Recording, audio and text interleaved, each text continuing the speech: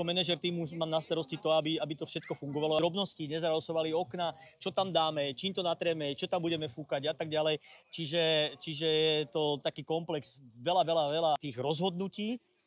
A v podstate to všetko dáme, že oni očakávajú, tí chalani z týmu, očakávajú, tak dobre, tak čo dáme? Rozhodni. Hlavne musíme zodpovedne, lebo sú tu jazdci, ktorí sú skúsení a sú jazdci, ktorí tu s tom sedia prvýkrát. Takže naozaj musíme hlavne pozerať na tú bezpečnosť. Jednak pre jazdcov, ale jednak si chceme tú techniku pošetriť, aby sa náhodou niečo nestalo. Ty si mi tak perfektne nahrala, som sa chcela spýtať, možno naši sledovatelia nevedia všetci, ale ty tu máš naozaj že profi jazdcov, ale potom tu máš ľudí, ktorí sa na jeden deň stali akože jazdcami, napríklad Matej Zrebný, hej, influencer.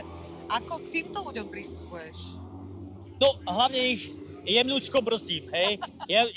Jemnúčko im vysvetľujem, že ten motorsport je nebezpečný, že my tie auto potrebujeme doviesť celé do cieľa.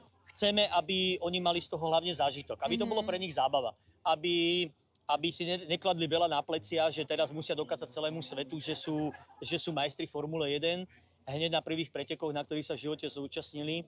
Takže rozprávam sa s nimi otvorene, férovo, že proste ľudia, odveste sa, spravte si z toho zážitok, nech je to naozaj pre vás emócia, tie auta vám to doprajú, ale nebuďte premotivovaní, nečakajte zázraky hneď na tom prvom preteku. Takže a chalani naozaj počúvajú a sú veľmi zodpovední.